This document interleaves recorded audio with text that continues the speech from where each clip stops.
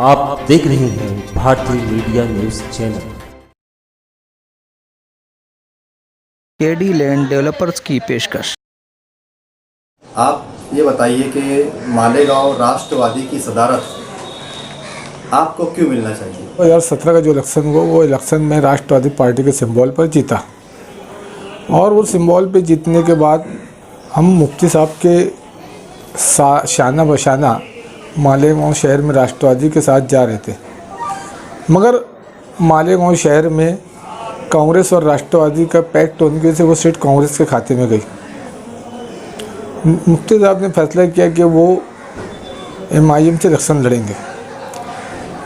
मैंने मुफ्ती साहब का इलेक्शन MIM से असम्बली लड़ा, मगर मैं बहुत पहले ही लोगों को ये बोलता रहा कि भारत देश सर्वधर्म समभाव का है, यहाँ जमहूरियत है, यहाँ आज़ादी है। हमारे जो भी जिन लोगों ने भी हिंदुस्तान को आज़ाद कराया, उन्होंने हिंदुस्तान का जो संविधान बनाया, जो कानून बनाया, वो हर मज़हब को आज़ादी का बनाया।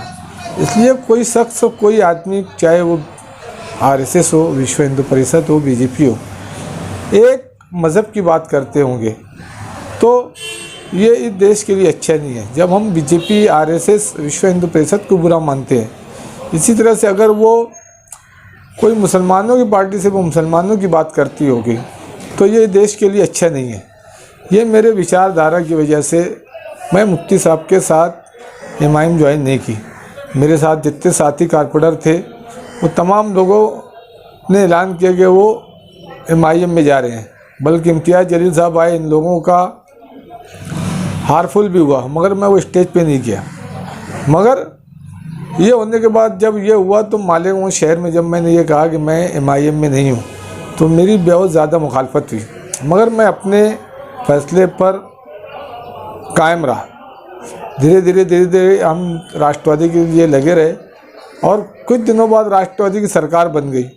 लोगों के अंदर एक अच्छा मैसेज ये गया कि शरद पवार साहब ही BJP की कार्ड कर सकते हैं महाराष्ट्र में, और उस कार्ड को लेकर मुसलमानों में, दलितों में या और जो दूसरे समाज है उनको ये लगा कि यार ये हमारे लिए कुछ अच्छा करेंगे शरद पवार साहब, इन्होंने BJP को तोड़ा है, उनकी सरकार नहीं बनने दी।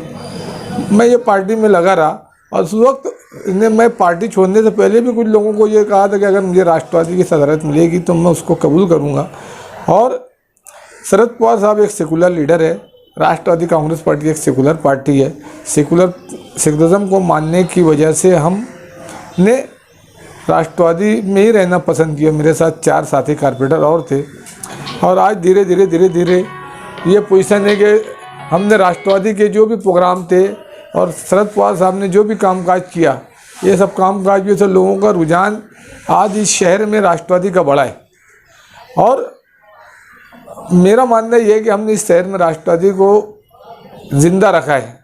जब MIM का तूफ़ान आया था उस वक्त से ये सब चीज़ों की वजह से हमारी ये उम्मीद है कि यार राष्ट्रवादी की सदारत पार्टी हमको देगी, क्योंकि हम पुराने हैं और उनका भी ये बोलना है कि जो सरकार बनने से पहले हमारे साथ था हम उसको ही अहमियत देंगे, सरकार बनने के बाद जो आया है हम उसके ऊपर गौर करेंगे, उससे बात तो करेंगे मगर उसके ऊपर गौर नहीं करेंगे।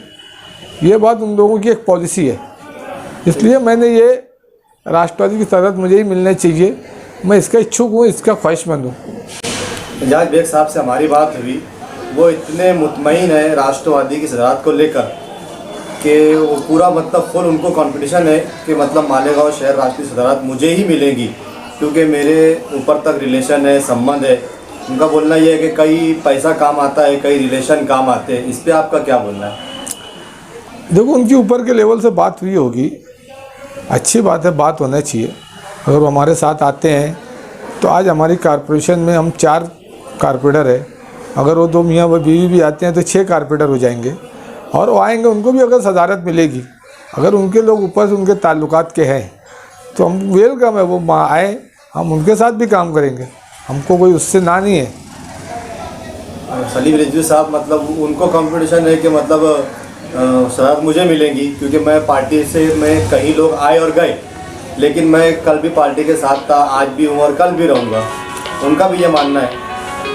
हाँ, इसके अंदर देखो, हर आदमी जो इलेक्शन लड़ता है उसको ये उम्मीद रहती है कि वही इलेक्शन जीतेगा। मगर जब रिजल्ट आता है तो हर आदमी कौन कितने पानी में है मुझे भी समझ में आता है। इसलिए हर आदमी ख्वाहिशमंद है, हर एक के अपने अपने ताल्लुकात है, हर एक की पार्टी के लिए कारगुजारी है। इसलिए हर आदमी मुतमईन है कि उसको ही सदारत मिलेगी और सदारत जिसको भी मिले, चाहे हमारे सलीम भाई को मिले, चाहे एजाज बेग को मिले, चाहे यूसुफ हाजी को मिले, जो पार्टी फैसला करेगी। पार्टी को ऐसा लगता होगा कि शहर में फला फला आदमी की वजह से ही पार्टी मजबूत होगी, लोग उसके नेतृत्व में आएंगे, तो वो जो फैसला करेगी हम पार्टी के साथ रहेंगे और पार्टी को पूरी ताकत से शहर में बढ़ाएंगे। यही हमारा मिशन है। कारपोरेशन का इलेक्शन हुआ, हम लोग राष्ट्रवादी के सिंबल पे चुन के आए। उसके बाद हम मुफ्ती साहब की सदारत में शहर के अंदर काम कर रहे थे। असम्बली का इलेक्शन आया, मुफ्ती साहब ने अचानक इस्तीफा दे दिया राष्ट्रवादी पार्टी से। मुफ्ती साहब ने इस्तीफा जरूर दिया, बहरहाल हम उस सिंबल से चुन के आए। हम लोग महागठबंधन बनाए हम लोगों ने मिलकर। इसके लिए हम इस्तीफा नहीं दे सकते थे, हम मुफ्ती साहब के साथ जरूर थे। बहरहाल राष्ट्रवादी के सिंबल पे चुन के आए। अरे मेरी खिदमत है शहर के अंदर, मैं 25 साल से शहर के अंदर चुन के आता हूँ, तो इसके लिए मैं चाहता हूँ कि भाई मुझे एक सदारत मिले और एक प्लेटफॉर्म पे मैं काम करूँ। लेकिन शहर के अंदर एक बात आवाम में गश्त कर रही है कि आप जब मुफ्ती साहब MIM से इलेक्शन लड़ रहे थे तो आप उनके स्टेज पर गए, आपने राष्ट्रवादी के ताल्लुक से कुछ जुमलात भी बोले। राष्ट्रवादी शहर से जुमलात बोलने का सवाल नहीं है। स्टेज, उनके स्टेज के ऊपर गए, ये बात एकदम सही आया है वो चीज, क्योंकि वो अध्यक्ष थे। उसके बाद पार्टी के अंदर कोई वाली नहीं था, तो हम किसकी बात सुन के कहाँ जाते। राष्ट्रवादी को तो कोई बात बोलने का तो सवाल ही नहीं आया कि किसी को कोई बात बोलने का रहा सवाल। लेकिन आवाम के बीच में ये बात भी गश्त है कि मतलब राष्ट्रवादी की तरफ आपको भेजने में मुफ्ती साहब का मतलब इसमें अव्वल दखल है। इस पर क्या बोलेंगे? अरे ये सब घोड़ा मैदान सामने आ जाएगा, मुफ्ती साहब क्यों भेजेंगे? इससे क्या संबंध है मुफ्ती साहब का?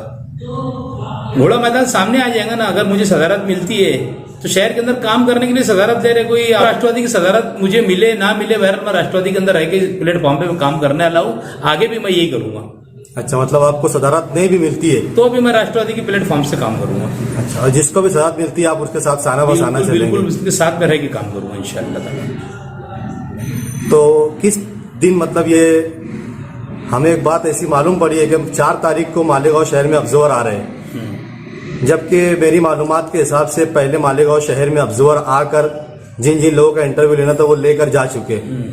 लेकिन दोबारा से ऑब्जर्वर का आना, ये बात को मतलब एक हिसाब से मतलब पावरफुल माना जा सकता है कि मतलब आपके इसमें इच्छुक होने के बाद पार्टी फिर से ऑब्जर्वर को भेज रही है। इसका मतलब ये है कि मतलब आप में कहीं ना कहीं ऊपर लेवल पर मतलब आपका पावर है। ऐसा है, मैं हमेशा एक चीज बोलता हूँ और अभी भी आपको बोल दे रहा हूँ। जैसा लोग बोलते एक तो पैसा काम आता ना, तो एक तो ताल्लुकात काम आते हैं। तो मेरे जो ताल्लुकात है, मुझे ताल्लुकात काम आएंगे, मुझे ऐसा लगता। केडी लैंड डेवलपर्स की पेशकश। मालेगांव राष्ट्रवादी की सदारत मिलती है तो आपके दिमाग में ऐसा क्या चल रहा है, या क्या आपका इलेक्शनी मंसूर जैसे रहता है उसी तरीके से आपका सदारत मिलने के बाद क्या आपका प्लानिंग है कि शहर में क्या करना चाहिए, क्या बुनियादी काम है, क्या ज़रूरत है, और आप क्या तरीके से शहर में काम करेंगे?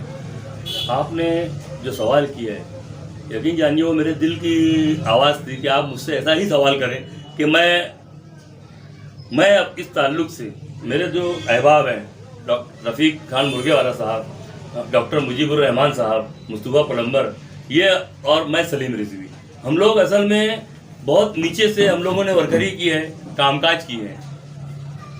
चुनावी सियासत में हम लोगों ने हिस्सा नहीं लिया।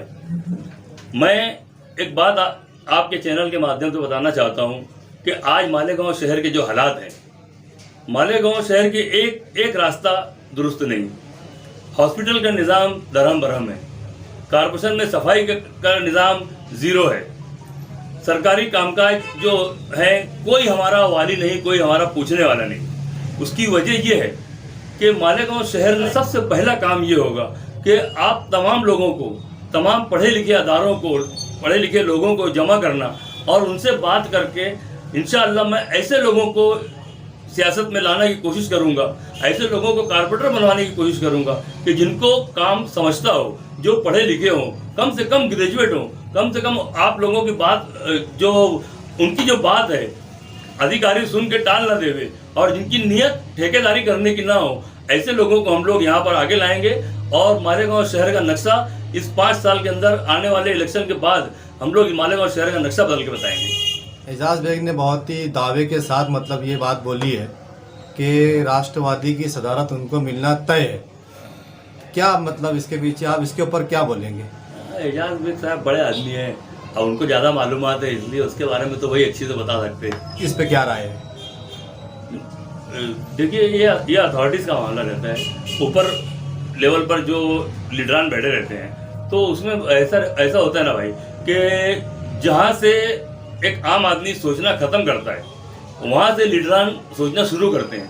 हर आदमी की एक अपेक्षा रहती है, हर आदमी की एक उम्मीद रहती है। अब उम्मीद जिंदा है, इंशाल्लाह आगे जो फैसला होगा वो आप तमाम लोगों के सामने आएगा कि पार्टी जो है किस तरीके से फैसला करती है, किस तरीके से सोचती है और राष्ट्रवादी कांग्रेस पार्टी किस तरीके से सोचती है, ये शहर देखेगा। अगर आपको राष्ट्रवादी की सदारत मिले या ना मिले, किसी को भी मिले XYZ चारों उम्मीदवारों में से, तो क्या आप राष्ट्रवादी के साथ जिसको भी सदारत मिली उनके साथ साना बसाना लग कर मतलब साथ में पार्टी के साथ रहेंगे? भाई मैं 2004 में जब मैं राष्ट्रवादी कांग्रेस पार्टी में शामिल हुआ उस वक्त सुधा मन्ना खैरनार सदर थे। उसके बाद मोहम्मद यूसुफ नेशनल वाले इनको सदारत मिली, उसके बाद इनुस दादा को सदारत मिली, उसके बाद मुफ्ती मोहम्मद इस्माइल साहब को सदारत मिली। ये लोग आते जाते रहे, लेकिन सलीम रिजवी वहीं पर खड़ा है जहाँ पर राष्ट्रवादी के पहले दिन से खड़ा था। इसलिए मुझे किसी को मतलब ओहदे के पीछे भागना मेरा मकसद नहीं है और मैं जिस लीडर के साथ में खड़ा हुआ वहाँ पर ओहदे की कोई अहमियत ही नहीं है, काम की अहमियत है। 2005 से लेके आज तक मालेगांव शहर में जो आपके कारदगी में काम हुए आवाम की खिदमत के ताल्लुक से। राष्ट्रवादी कांग्रेस पार्टी में 2005 में मैं पार्टी में शामिल हुआ। मुझसे पहले मेरे भाई इखलाक अहमद वहीदुज़्ज़मा साहब यहाँ बैठे हैं। 2014 में इन्होंने बाकायदा शेख वकील साहब अपना गिरना पुल है, गिरना पुल माननीय भुजबल साहब शहर की एंट्री सही नहीं होने की वजह से एक पुल का तामीरी काम उन्होंने वहाँ शुरू किया और वो पुल आज आप देखो दूसरा पुल जो है गिरना पुल के बाजू में दोनों नए, वो तामीर राष्ट्रवादी कांग्रेस पार्टी और हमारे तवज्जुह से वो काम हुआ। शहर में अनगिनत काम अगर हम गिनाने बैठे तो एक हिस्ट्री, आपके पास वक्त कम पड़ेगा, हमको बोलने के लिए वक्त भी चाहिए। नगर के अंदर सर्वे नंबर 94 हॉस्पिटल का जो बेड का जो काम है, 5 करोड़ रुपए का जो फंड है, वो भी हाजी मोहम्मद इब्राहिम और राष्ट्रवादी कांग्रेस पार्टी के अजीत दादा पवार साहब, सेना के मिनिस्टर दादा भूसे साहब के तवज्जुह से आज आप देखो काम जारी सारी है। ऐसे अनगिनत काम जो है के लिए इस शहर की भलाई के लिए हम खामोश खिदमत करते रहेंगे। और राष्ट्रवादी कांग्रेस पार्टी आज आप देख रहे हो कि जब पार्टी काम कर रही तो लोगों के अंदर जैसे बोलते ना वाल टपकने का काम जिसको बोलते हैं वैसा होना शुरू हो गया।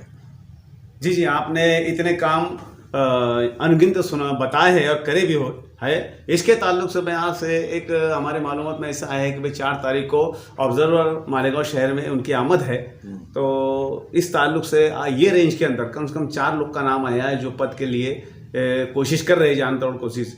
तो आपका उसके ताल्लुक से क्या कहना है? देखो ऐसा है कि राष्ट्रवादी कांग्रेस पार्टी एक सेकुलर पार्टी है और एक वेल कल्चर, एक वेल रेपुटेशन पार्टी है। मैं 15 साल से पार्टी के अंदर। ये कि आपने जो सवाल किया कि अभी अधिक साहब के फर्जन अविनाश अधिक साहब यहाँ पर 4 तारीख को आने वाले हैं। पार्टी है, पार्टी हमारी ऐसी किसको भी अध्यक्ष पद नहीं दे देती। उनके सामने ये सब मामला रहते, कौन पार्टी के साथ है, कौन पार्टी के साथ नहीं है, ये पार्टी को पता है।